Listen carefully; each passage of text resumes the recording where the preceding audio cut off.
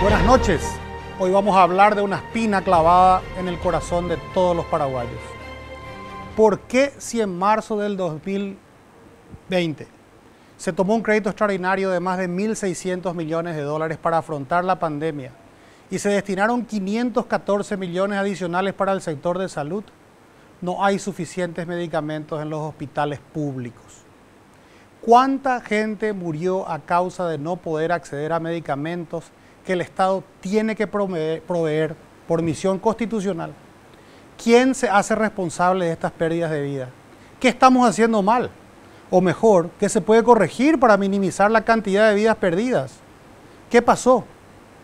El Presupuesto General de Gastos de la Nación 2020, sancionado de inicio de dicho año, aún sin pandemia, le otorgaba ya al Ministerio de Salud Pública cerca de 850 millones de dólares. Más adelante la ley de emergencia le asigna otros 514.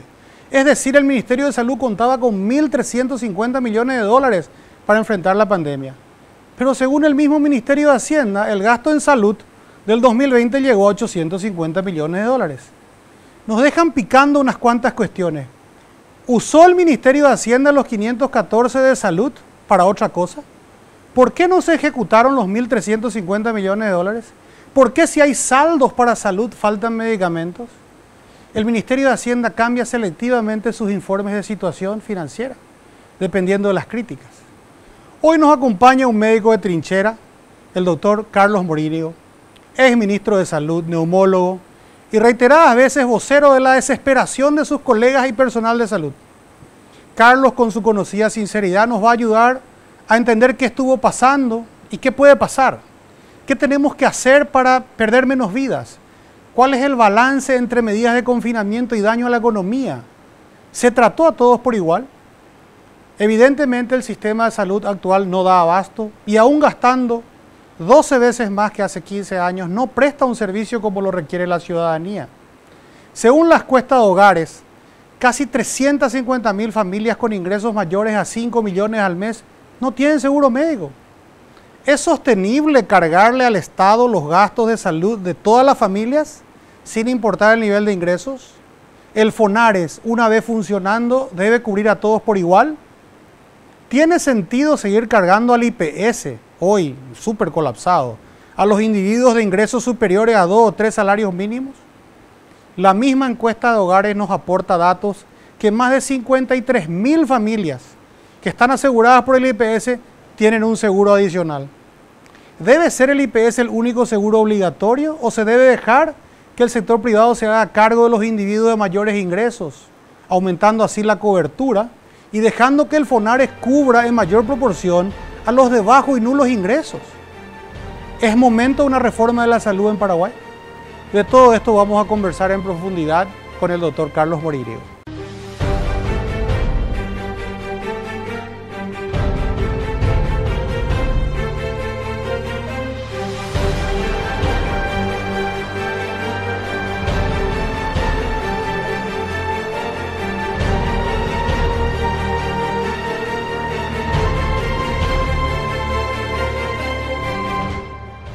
Una vez más, estamos en contacto con Nico Wiñaski. Nico, buenas noches, un gusto volver a tenerte en República o Caos. Buenas noches, no, el gusto es mío. Rocanroleaste el ambiente futbolístico, de criminalística y de todo, me parece, en Argentina y también en Paraguay, con esa investigación de los últimos días de Maradona.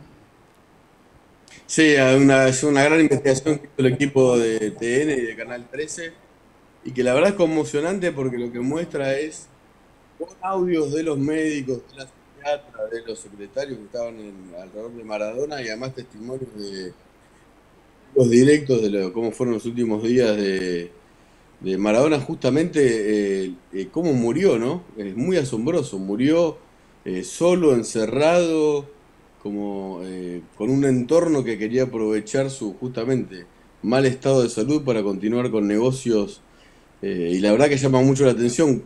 A ver, nosotros sabíamos que estaba mal de salud, pero verlo tan crudamente, y esto es material además que está investigando la justicia en la causa de la muerte, es muy impactante y muy triste. Nadie podía imaginar que Maradona estaba siendo manipulado por cierto entorno, según investiga la justicia, de este modo, ¿no? Y bueno, ya que estamos hablando de muerte, y no es lindo hablar de muerte, pero hay que hablar, ¿cómo está el COVID en Argentina? ¿Cómo lo está sintiendo la gente? No el gobierno, porque el gobierno siempre tiene que decirte que estamos mucho mejor que ayer, pero ¿cómo lo está Sí. sintiendo la gente? ¿Cómo lo está sintiendo el periodismo? No, a ver, cada vez peor.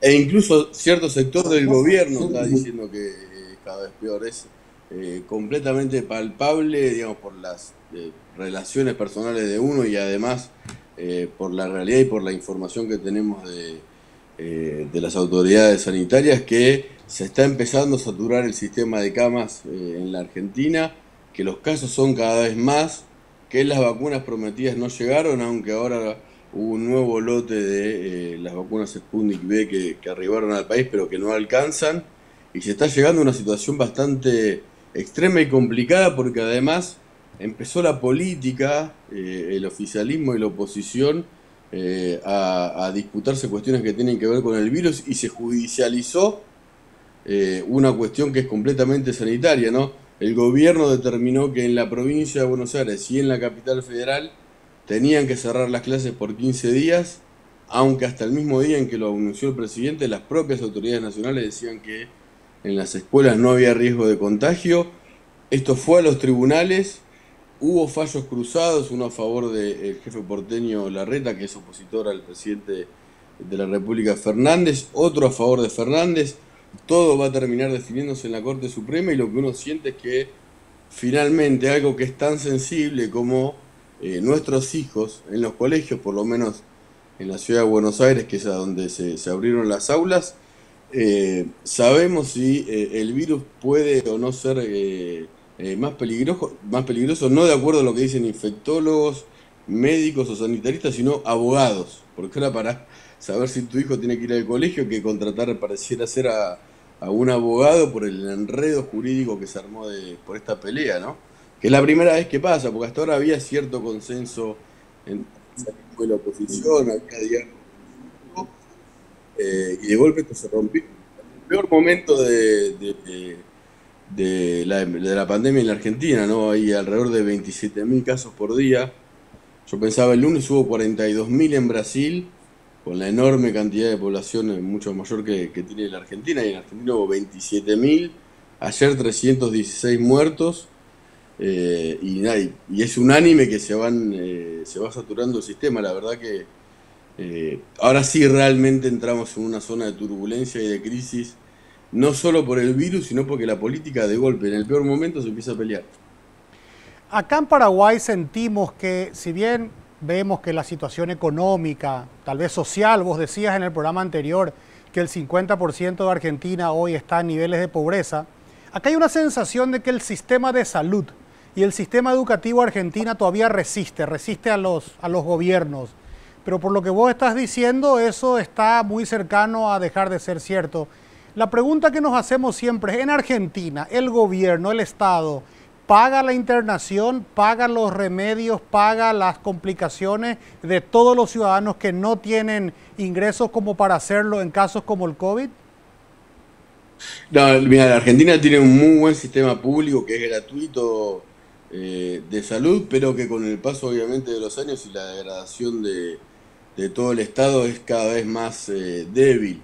Buena parte de la sociedad argentina, depende de la zona, pero alrededor del 70% paga lo que acá se llama una prepaga, que es un sistema de salud privado, que es una cuota mensual, y después se atiende en clínicas y sanatorios que son, obviamente, en tecnología hasta en confort, si se pudiera decir, mucho mejores que en el sistema público, que sigue teniendo mucho prestigio, pero que con el COVID se empieza a resentir, digamos, el público y el privado.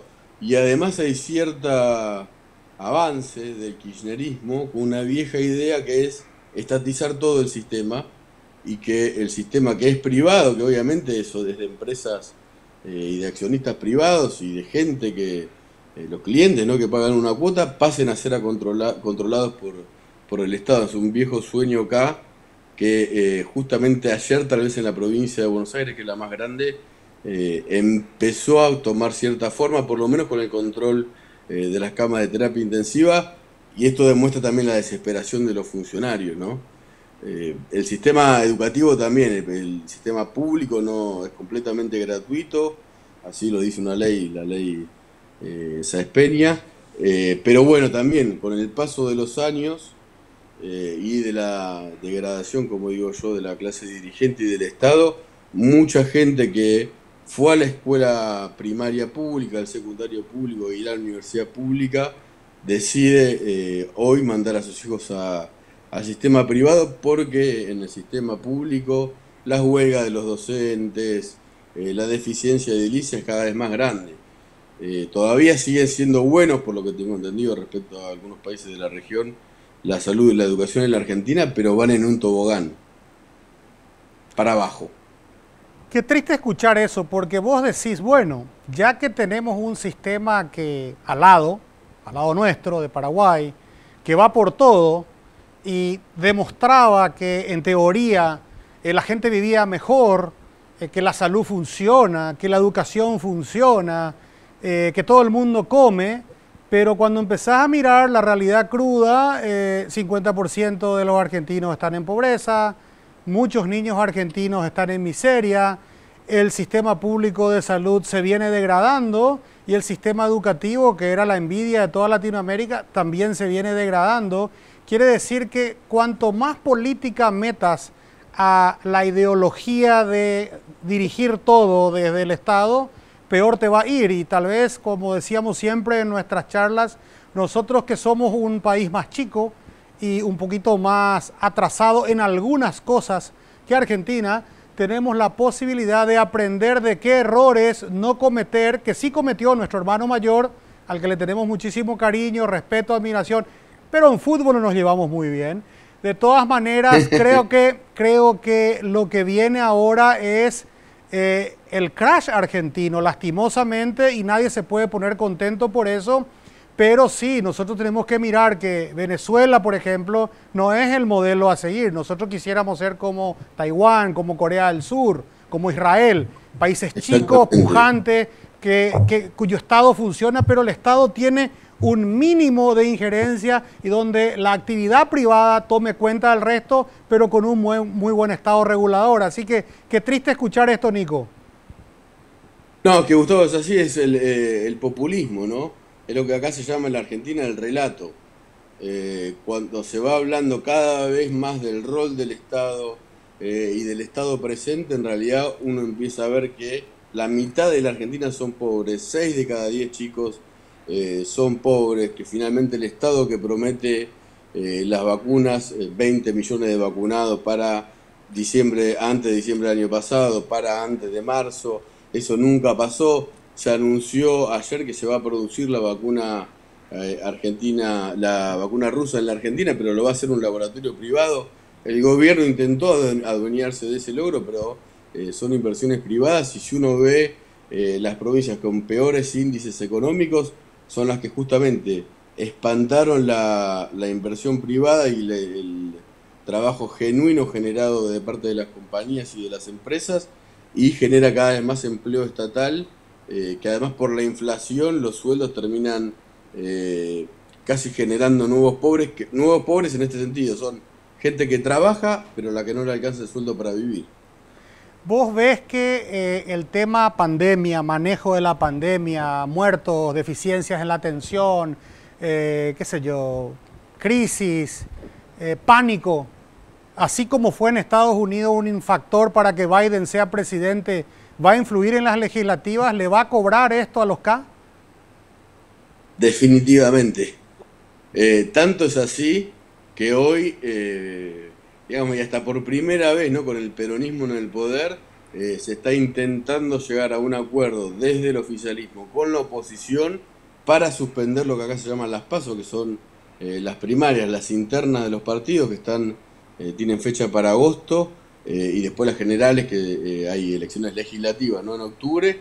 Se están intentando posponer un mes porque el gobierno cree que tal vez si se corren un mes las elecciones va a poder haber más vacunados, tal vez haya un repunte de la economía y no una pandemia que obviamente le está costando políticamente al presidente de la República, sobre todo una caída en imagen completamente estrepitosa, así como el año pasado por el confinamiento tuvo una imagen de apoyo récord.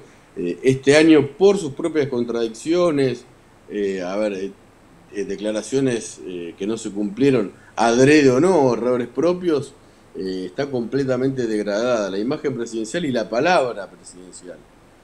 Casi que es muy difícil creerle a un presidente que tiene una ministra de salud que a la mañana dice en las clases, en las aulas no se contagia, un ministro de educación que hasta las 5 de la tarde del mismo día dice va a haber clases presenciales y no virtuales porque en los colegios no hay focos de contagio, y a las 9 de la noche un presidente de la República que desmiente a su gobierno y dice se suspenden 15 días las clases. Es solo un ejemplo de todas estas declaraciones erráticas que generan una gran desconfianza. Bueno, es lo que tenemos, es con lo que tenemos que vivir. La televisión, vos sabes mejor que yo, es muy cruel con los tiempos. Siempre es un placer tenerte. Vamos a prepararnos para el martes Igualmente. Que viene en B&B. No sé qué cosa nueva vas a destapar, pero te vamos a ver. Y por último, te esperamos la semana que viene para debatir otro tema de gran actualidad. Gracias y que Dios te bendiga, Nico. Un gran placer. Muchas gracias.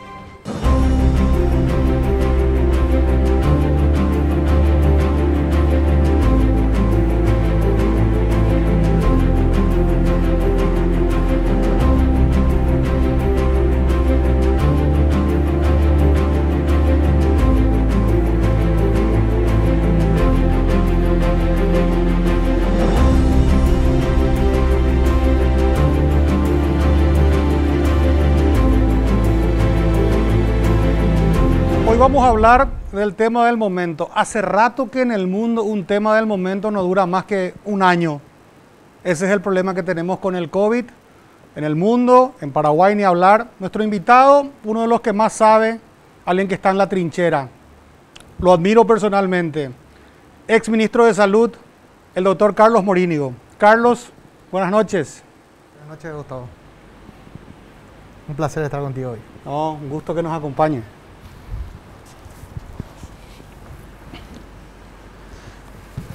Estuvimos chequeando ya las medidas de seguridad antes con el doctor, así que estamos a más de 2 metros.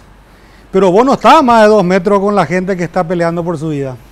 Así mismo es, Gustavo. Estamos pasando una situación bastante difícil a nivel de salud pública del Paraguay.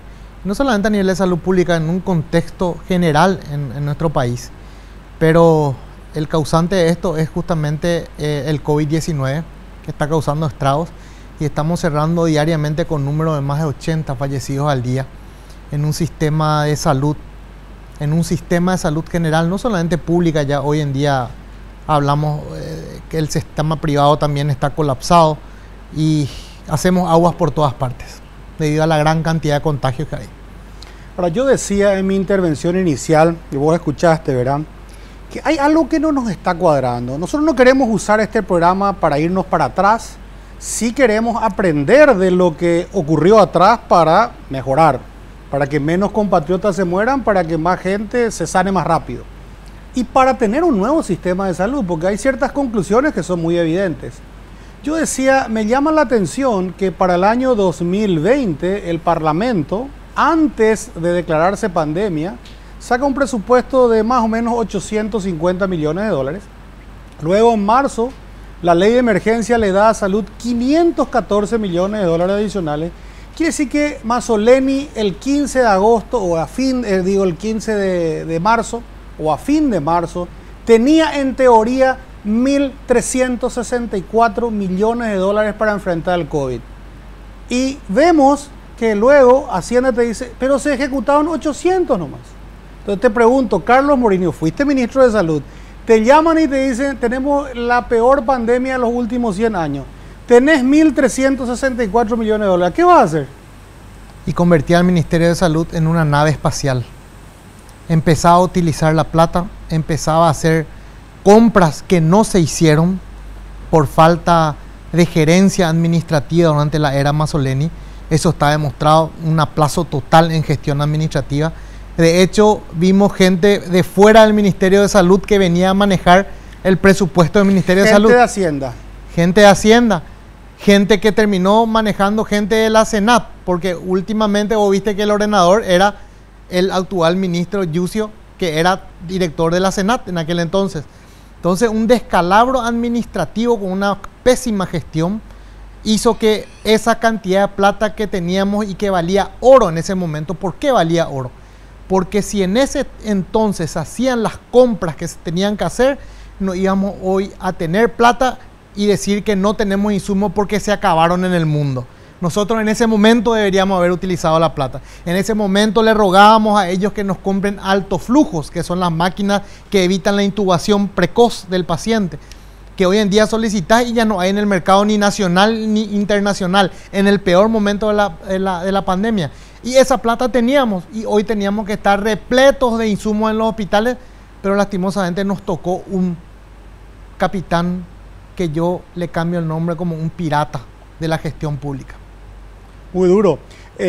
A ver, yo digo, y te estaba preguntando fuera de cámara, ¿cuánta gente de las más de 5.000 que ya se murieron por COVID se podían no morir si llegaban a tiempo y tenían los medicamentos? Y la verdad que hacer un análisis con respecto a eso es bastante dificultoso, pero íbamos a salvar unas cuantas vidas. Iban a estar vivas unas cuantas personas. De hecho, es una enfermedad totalmente impredecible. Es una enfermedad que hoy podés estar respirando sin oxígeno y en una hora vos requerís oxígeno y en la siguiente media hora requerís terapia intensiva. O sea, así de complicada esta enfermedad y más complicada aún si en el medio donde vos te desenvolvés para brindar la salud no contás con las herramientas necesarias y tenés que pasar de un paso que es sencillo a un paso especializado y complicado como entrar en terapia intensiva. Ese intermedio no tenemos. No podemos inventar los insumos y la infraestructura para tratar de paliar de no llegar a terapia intensiva, sino que soportarlo al paciente en sala de internación, eso no tenemos. Ahora directamente pasan a terapia intensiva. ¿Y qué sensación te da cuando escuchás, y escuchamos todos los paraguayos y paraguayas, no, plata hay, pero no hay los medicamentos? ¿Qué conclusión sacás? Y la mala gestión, Gustavo, es lo que te acabo de decir.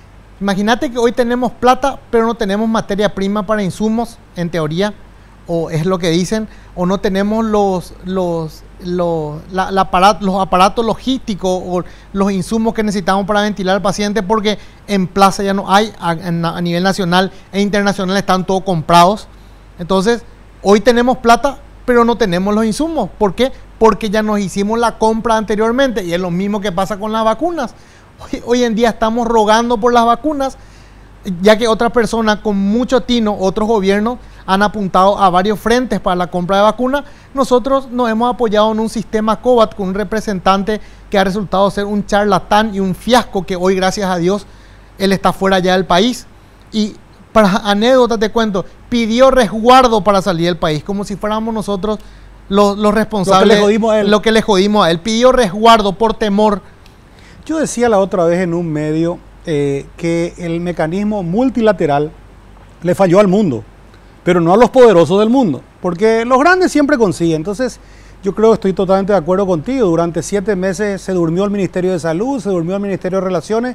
¿Cómo Pionosono vamos a ver qué medicamentos va a faltar? ¿Cómo Pionosono vamos a ver qué vacunas tenemos que empezar a negociar? Si ya estábamos viendo la película de lo que ocurría en Europa, en Estados Unidos, caían en todos lados. Y me da la impresión de que hubo una obsesión por hacer obras. Vamos a hacer pabellones.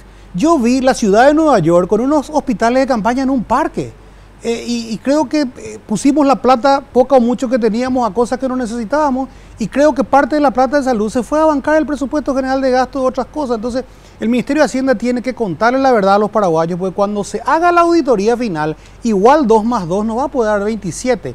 Entonces, vos sabés que este programa no es sobre llorar sobre el pasado, sino es cómo mejoramos. Entonces, la pregunta que me hago también, el protocolo. Yo recuerdo cuando empezó el COVID decían, no, vos tomate la temperatura 5 días y al 5.º día tenés fiebre, andate al hospital.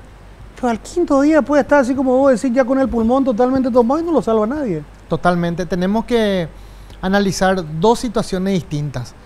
El COVID del año pasado y el COVID actual. ¿A qué nos referimos con respecto a esto? Nos referimos con las variantes de cepas. Nosotros, el mundo, le dio tiempo a este virus de que cambie de cepas o cambie la variante de una misma cepa, y se hizo, como es la característica del virus, se hace más resistente, se hace más virulento, o sea, más contagioso, que es la capacidad innata de un virus para poder sobrevivir en el medio ambiente. Y lo hizo el COVID-19 muy rápidamente en un mes. ¿Por qué? Porque hubo un contagio masivo a nivel del mundo en total. Y nosotros teníamos una bomba de tiempo acá al lado de Brasil, donde un presidente negacionista no cumplía las reglas sanitarias, hizo que en su país aparezcan nuevas variantes porque el contagio era descontrolado, y las vacunas que no venían, estas vacunas que se crearon para el originario COVID-19, algunas no cubren esta nueva cepa.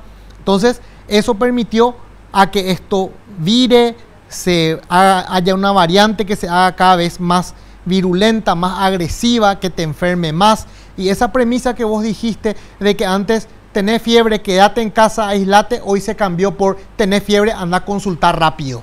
Y eso es porque la variante de este virus demostró que causa mayor daño pulmonar, hace mayor daño al estado de salud del paciente.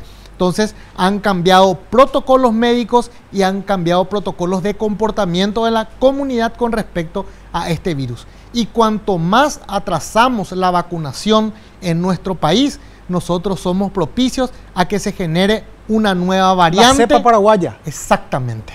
Ahí sí que nos van a conocer bien en el mundo. Che Dios, bueno, a la vuelta de la pausa vamos a hablar de por qué ahora recién metemos el Remdesivir y ciertos medicamentos en el protocolo. Pero antes vamos a la pausa y vamos a andar en una Rexton Pickup, la más confortable, con las mejores prestaciones en el campo, la ruta, la ciudad. Yo te aconsejo coordinar tu test drive, comprobalo. WhatsApp 0985-752-897. Rexton Pickup, la más confortable.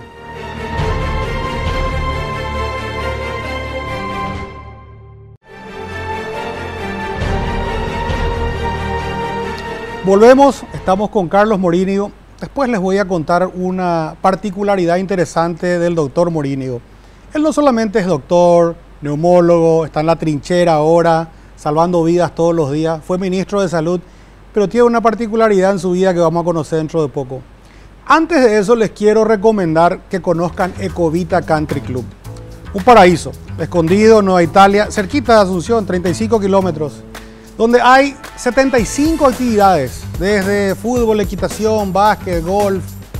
En Ecovita vas a poder disfrutar de tu familia, vas a poder disfrutar del medio ambiente, del aire puro, vas a tener un restaurante de nivel espectacular, a orillas de una laguna hermosa.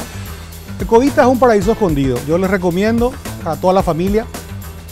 Llamen al 0986-293-444 o ingresen a la página web que aparece en el Zócalo. Carlos, decíamos en la pausa, a mí me agarró COVID, consulté contigo también por teléfono, no estabas con mucho tiempo, pero otros colegas me atendieron muy bien. En el día 9 me descompuse, mis análisis salieron para cualquier lado. Mi médico de cabecera me dice, me ha gustado, no es grave, pero internate, porque, bueno, historia corta, me interno, cóctel, Remdesivir, qué sé yo, levofloxacina.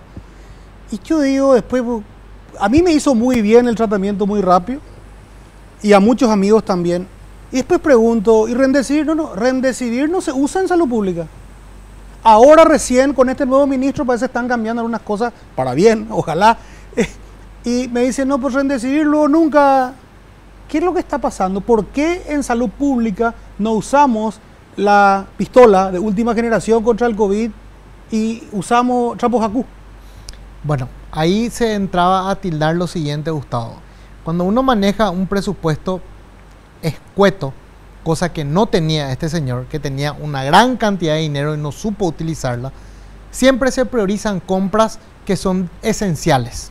Y se deja para lo último los que son medicamentos más costosos, que están en fase de investigación, porque acuérdate que el Remdesivir hasta el año pasado estaba en fase de investigación, había estudios que decían que funcionaba en algunos, en otros no funcionaba. Bueno, y el Remdesivir resultó ser un fármaco que reducía el tiempo de internación, mejoraba los síntomas, pero hasta ahora se demostró que no evita la mortalidad como uno desea de un paciente. Pero al reducir la internación y mejorar los síntomas, vos te vas liberando camas. Es un fármaco costoso que estaba dentro del protocolo del Ministerio de Salud, pero el Ministerio de Salud no lo compró por falta de evidencias, siempre fue ese el pretexto, y en el privado se utilizaba normalmente. Como agua. Exactamente. Todo este tiempo nos sirvió a nosotros de afinar conocimientos y de hacernos expertos en el manejo del Remdesivir. En los primeros 7 días, el Remdesivir debe ser utilizado precozmente en el paciente con COVID. Debe ser utilizado en los primeros 7 días. Para eso necesitamos tener un test de COVID que yo tenga en 24 a 48 horas un positivo, cosa que antes teníamos en 2-3 semanas. Algunos llaman al 154 y hasta hoy está pasando. Llaman al 154, le dan para una semana el test. Entonces en una semana ese medicamento ya no lo puedo utilizar si es que el paciente se descompensa porque ya disminuye su acción.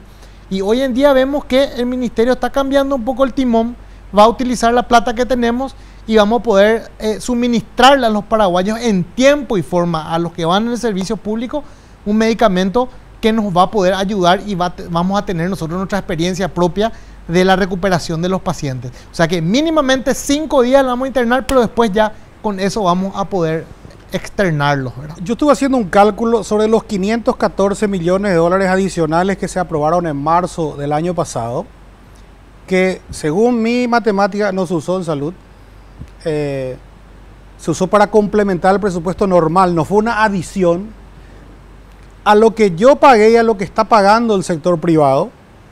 Se podía haber atendido a 170.000 compatriotas con un tratamiento shock de Remdesivir y antibióticos intravenosos.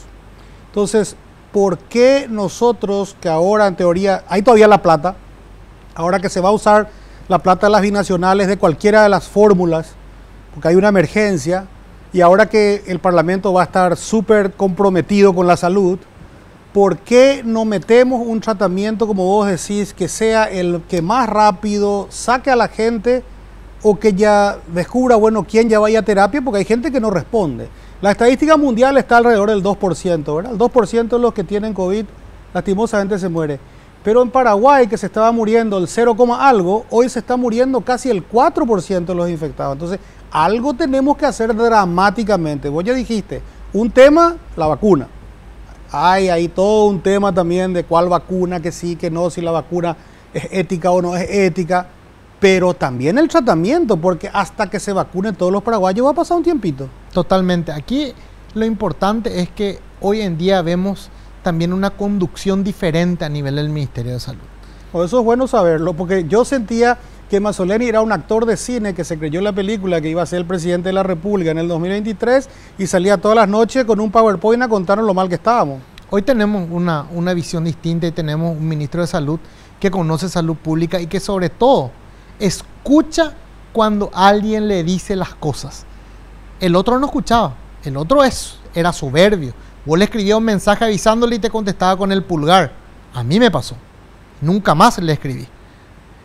El doctor Julio Borba hoy en día acepta la sugerencia. El equivalente a una guerra. El comandante en el campo de batalla le llama al general que está sentado tomando té y le cuenta el problema y le dice, dale, sí, ok, fuerza. Así mismo. Hoy en día tenemos otro tipo de comunicación. Son expeditivos, se levantaron más de 70 procesos a nivel administrativo que están parados hace un año prácticamente. Entonces, vemos con otra forma. Ahora lo que debemos hacer es urgentemente, si vamos a comprar el Remdesivir, protocolizar los tratamientos. El Ministerio de Salud debe ser líder, debe aglomerar las sociedades científicas, expresar lo que el ministerio quiere hacer, porque tengamos en cuenta que las sociedades científicas son órganos asesores.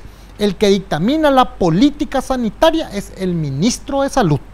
Yo puedo convocarle a las sociedades, le digo, esto quiero hacer, escucho sus sugerencias, pero yo soy el que tomo las decisiones al final del pato, ¿verdad? Entonces, creemos que sería muy interesante en esta época meter nuevos protocolos, actualizar y suministrarnos a nosotros esas herramientas para poder tratarle a los pacientes. Y te doy un número.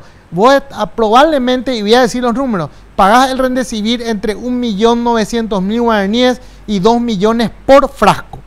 El Remdesivir puesto en Paraguay, sin los impuestos aduaneros, sin el IVA, te sale $75 cada ampolla, que son aproximadamente 300.000 guaraníes. Pues entonces hice mal mi cálculo, podés salvar a más de 500.000 paraguayos. Okay. ¿Qué puede hacer el Estado paraguayo? Ya que el Congreso, por supuesto, ir a comprar grandes cantidades de Remdesivir, se le exonera el impuesto aduanero, el IVA, y entra como un medicamento esencial. Y le bañamos a la gente con Remdesivir. Y vamos a tener nosotros también, los médicos paraguayos, nuestra experiencia científica con respecto a este tratamiento. Yo no hice esa estadística, pero vos tal vez sepas. La gente, el personal de blanco, son nuestros héroes de este momento, ¿verdad? En esta guerra, en Paraguay, ¿se murió en mayor proporción que, digamos, en España, en Italia? ¿O el Remdesivir se lleva también a los de blanco en la misma proporción? Y cuando uno de blanco está enfermo, todos nos ponemos porque sabemos los déficits que tenemos y empezamos a hacer colectas, compramos lo que podemos porque es un compañero. Bueno, el mismo abuelo que no tiene el medicamento está al lado de tu compañero que tampoco tiene el medicamento por la deficiencia que vos estabas hablando de que tenés la plata, pero el Ministerio de Salud no tenía gestión. Así mismo, una falta de gestión terrible. Pero en Paraguay, ¿está más expuesto? ¿Se vio que murió más gente de blanco que en otros países o es medio...? Estamos a la par que ellos. Nuestros profesionales de blanco, gracias a Dios, se han capacitado bien, hemos aprendido lecciones durante el camino. Hemos caído muchísimo, estamos con inmunidad muchísimos. ¿Vos ya te dio también? Sí. Y por suerte está acá contando la historia. Por suerte. Y pasé, gracias a Dios. Me he vacunado también ya. Entonces, muchos personales de blanco y los que trabajamos, no solamente personales de blanco, el contexto general de todos los que trabajan en un hospital están expuestos. Y han demostrado su gallardía, han demostrado su patriotismo, su empoderamiento por el trabajo que hacen. Y eso hizo también que crezcamos y seamos comprometidos por la salud de nuestra gente que llega a los hospitales. Mira, yo tuve la gracia de que mi seguro médico me cobijó, ¿verdad? Y estuve internado 5 días en un hospital privado y comprendí 2 cosas sobre esta problemática. La primera, los enfermeros y auxiliares. Sin esos no se puede pelear. Son unos capos, cada 2 horas vienen, te chequean, a ver qué pasó, el suero, te toca esto, querés comer, te sentís bien, cómo estás, estuviste haciendo tal cosa, el oxímetro. Y después los médicos de guardia y los profesionales que están encima. Porque ellos vienen todos vestidos para ser unos astronautas, pero nosotros los enfermos estamos sin máscara. O sea, ellos están expuestos todo el tiempo y hasta que la vacuna o hasta los protocolos y tal cosa, como que venían a pecho gentil. Entonces creo que todos los paraguayos le tenemos que rendir homenaje a todo ese equipo que está trabajando. Algunos putean más que otros, no importa, pero están ahí, están en la guerra. Y también decirle un poquitito tal vez a aquellos opinólogos que están siempre en los escritorios y demás, que sería bueno que aquellos que saben de medicina o que son médicos también se pongan la bata y vayan a cumplir. Esta es una especie de servicio social que hace falta para el Paraguay. Les prometí una anécdota, una realidad sobre la vida de Carlos que no nos dio el tiempo en este bloque, pero en el próximo sí les voy a contar algo que les va a dejar envidiosos, buena envidia a todo el Paraguay.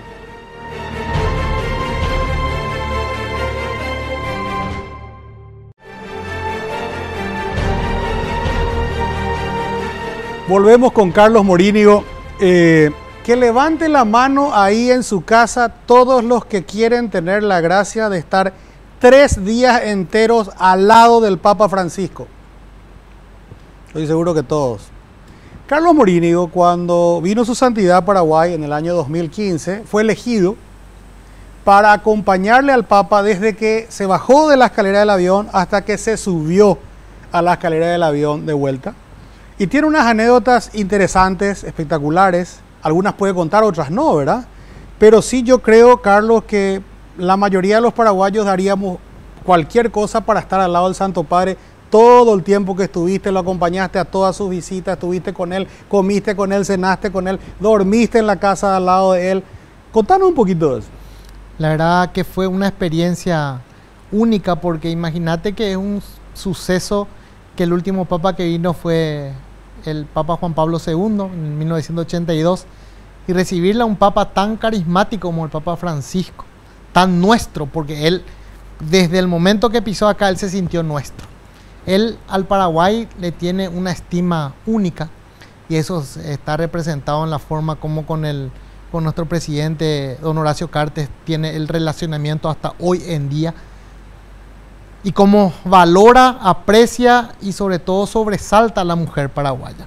Él en todas sus homilías que realizó aquí en Paraguay y en todo el seguimiento que nosotros le hicimos, él era otro Papa Francisco, que es lo que vemos hoy. Él se sintió en su casa, él se sintió amado, querido, protegido, bendecido por estar en el Paraguay.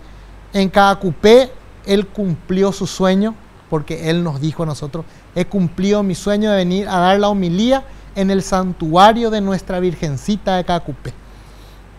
Y ahí fue una anécdota que tuvimos, porque tuvo una pequeña, no sé si recordás, él se atrasó para entrar, en ese momento tuvo una descompensación él, y fue por la emoción que tuve. En ese momento activamos todos, me recuerdo, corrimos acá, teléfono rojo por todos lados. Teléfono con la doctora Leila Rachí, que era la coordinadora general, al presidente, al ministro Antonio Barrio. El presidente se descompuso, llama al general que prepara el helicóptero, y en 5 minutos él se recompuso y salió a dar la mejor homilía que dio en el Paraguay. Y son varias anécdotas que tenemos, pero fue un honor y fue una bendición estar con él. Una bendición, qué bueno.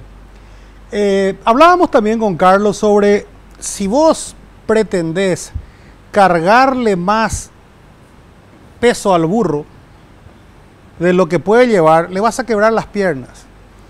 En el año 2003, el presupuesto del Ministerio de Salud era 70 millones de dólares.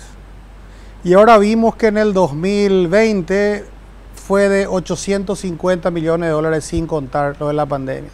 12 veces más. El personal en el Ministerio de Salud debe haber hoy más de 50.000, había 42.000 en el 2018, pero de ello solamente 2/3 era personal de blanco y el resto era personal administrativo.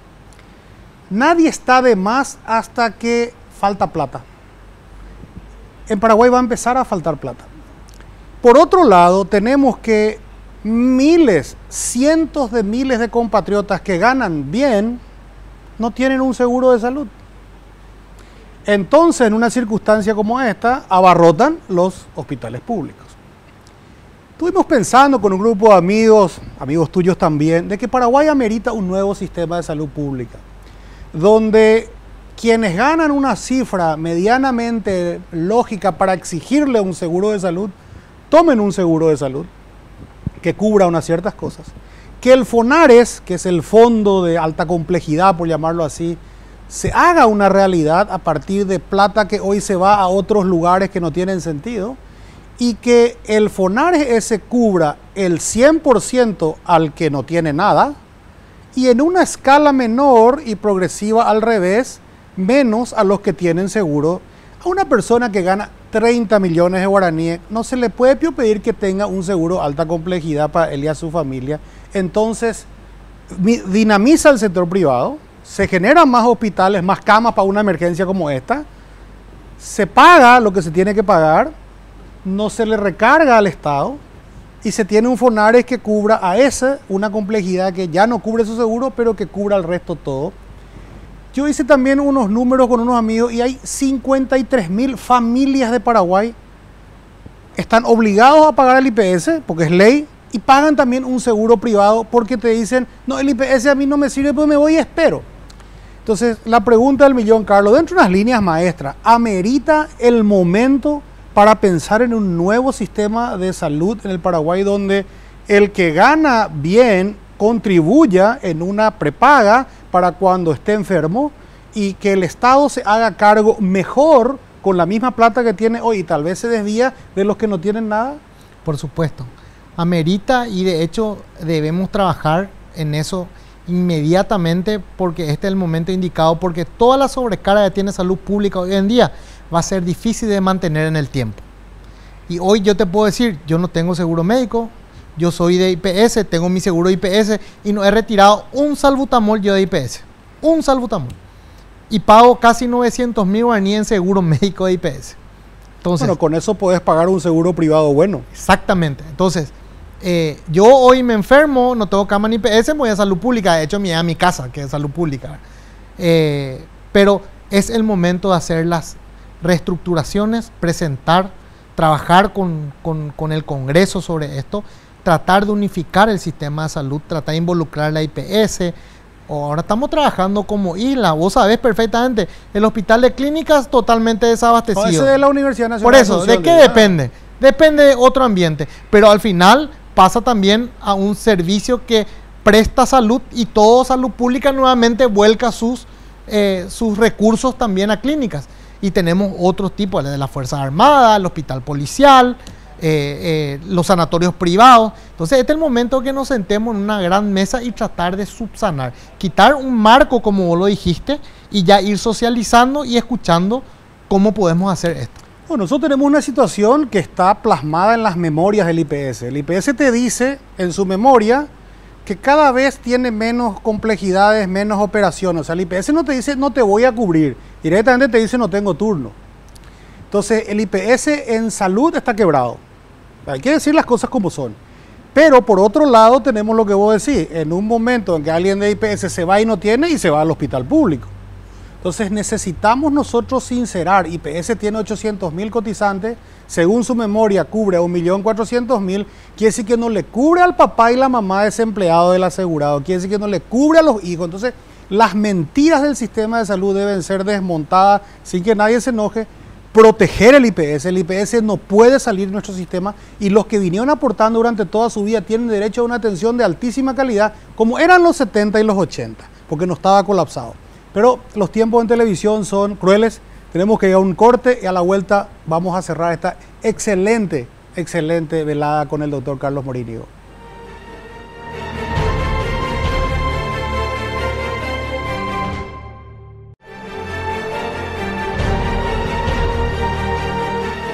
¿Cómo es tu día a día? Me imagino que estás trabajando más horas que nunca. ¿Seguís haciendo consultorio? ¿Estás en Irán de mañana? Contale un poco a la audiencia cómo es la vida de un doctor de trinchera como vos en este momento. Amanece, tratamos de hacer un poco de ejercicio, Gustavo, de mañana, que es fundamental. He insto a la ciudadanía a aplicar este tipo de actividades, sobre todo en esta época sabemos que la vida saludable es fundamental y la buena nutrición. Un poco de ejercicios a las 5:15 de la mañana, a las 6 ya rumbo al hospital, generalmente toda la mañana el INERAM, a la tarde IPS, y en el medio de eso, cuando hay tiempo libre, consultorio privado. Hasta cuando te llama Gustavo Leite y te consulta y le dejan bola, anda a hablar con fulano. Así, y en este último año fue muy ajetreado el tema, de todos los personales de Blanco. Es una tarea bastante difícil, sobre todo por todos los recaudos que tenés que tener. Hay una pregunta que yo no sé si me animo a hacerla, pero ¿cómo te sentís vos cuando te vas y al día siguiente, ¿y qué pasó con fulano? Y no está más, se murió. ¿Cómo debe ser una cosa? ¿Sabes qué es lo terrible, Gustavo? Que vos un día le ves espléndido al paciente, ya como para quitarle el tubo, está respondiendo bien, salís afuera. Esa gente cuando vos salís a darle el informe, no te imaginas lo que es. Entran con la cara, con los ojos llorosos, con la cara de desazón, y vos le decís, señora, está bien, cambia todo, y echan llanto. Imagínate lo que vos le decís a la tarde eso, y a la mañana el paciente no está. Porque esta enfermedad es así de traicionera. En un segundo te cambia la vida. Es mentira que los chinos no hacen cosas buenas. Este virus hicieron muy bien. Yo sigo sosteniendo que este virus no es un accidente. Te va golpeando y te va buscando tus puntos flojos. Bueno, Carlos, me quedan claras algunas cosas luego de esta. Me gustaría tener 7 horas para hablar con Carlos porque no hay nada que nos interese más que nuestra salud. Me queda claro que gastamos mal la plata o no la gastamos cuando la teníamos. Me queda claro que nunca más podemos poner al Ministerio de Hacienda a administrar el Ministerio de Salud. Me queda claro que hicimos bien en que se vaya Mazzoleni y se hubiera ido antes. Hicimos bien en tener gente de salud pública dentro del Ministerio, manejando el Ministerio para tratar de dar un giro de timón. y necesitamos urgentemente un nuevo modelo de salud. Porque que yo digo siempre, le pones más plata, es como tirar más leña al fuego. Totalmente. Necesitamos un nuevo modelo. Y creo que ese debe ser el gran desafío de aquí al 2023 para no dejarlo otra vez al nuevo gobierno con empezar y ya no va a ser otra vez. Entonces, Carlos, te agradezco. Es un honor tenerte aquí. Estoy seguro que me van a escribir un montón de personas. Llévalo otra vez al doctor Morini. Así que ya te comprometemos para la próxima, porque mucha gente se va a quedar con las ganas. Gracias, Gustavo, por la invitación. Y en realidad necesitamos conversar de esto, porque nosotros también necesitamos contar cuál es nuestra experiencia y sobre todo aportar un poco un granito de arena, no solamente en la parte de atención a los pacientes, sino que para que quede esa llama prendida y que pueda ser el cambio de algo para bien. Y esto que hoy hicimos para mí fue muy fructífero, es muy importante, sobre todo el tema de un cambio de sistema de salud, que es fundamental. Y otra cosa que te faltó decir es que gracias le despachamos también al representante de la OPS de acá, porque nos vino muy mal. Y nada más decirte que te cuides, le cuida a tu familia, a los compañeros que están aquí también, cuídense, cuiden a sus familias y a toda la gente que nos ve, decirle que va a haber un mañana mejor para nosotros y depende, hoy depende de cada uno de nosotros y nuestro comportamiento. Nada más que eso. Bueno, Carlos, muchas gracias. Gracias al canal, a C9N, porque es nuestra casa ahora. Nos atendieron siempre como si fuéramos de la casa. Es el segundo programa y yo ya me siento de la casa. Gracias a nuestros auspiciantes. Sin auspiciantes no se puede hacer esto. Y gracias a ustedes que están en su casa, nos quieren o no nos quieren. Gracias por sus comentarios. Gracias por sus comentarios. Nos ayuda muchísimo a mejorar. Que viva Paraguay. Buenas noches.